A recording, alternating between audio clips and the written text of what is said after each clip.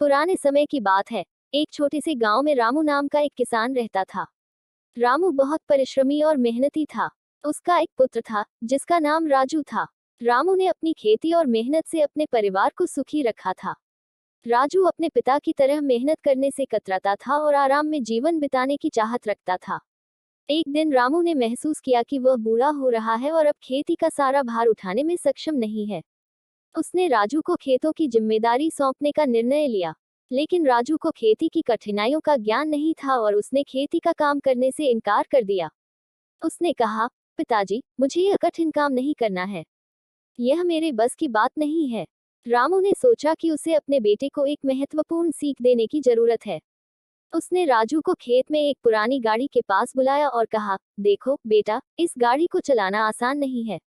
इसके पहिए पुराने हो गए हैं और यह चलने में कठिनाई पैदा करती है। अगर हम इसे चलाना चाहते हैं तो हमें इसके पहियों को ठीक करना होगा। रामू ने राजू से कहा, तुम इस गाड़ी के पहियों को बदल दो और फिर इसे चलाने की कोशिश करो। राजू ने पहियों को बदलने का काम शुरू किया और उसे बहुत कठिनाई हुई। उसे पसीना आ गया, हाथों में छाले पड़ गए, लेकिन उसने हार नहीं मानी। आखिरकार उसने पहियों को ठीक कर लिया और गाड़ी को चलाने में सफल हुआ।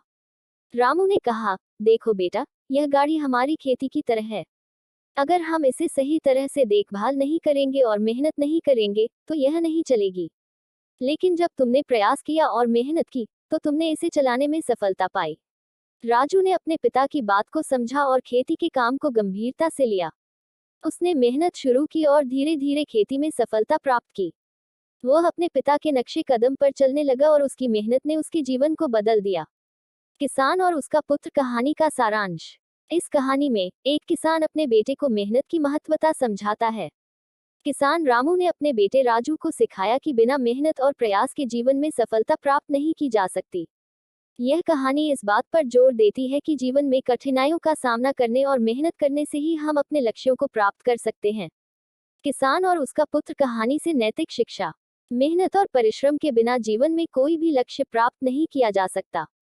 हर कठिनाई का समाधान होता है, बशर्ते हम उसे हल करने का प्रयास करें और अपने प्रयासों में विश्वास रखें।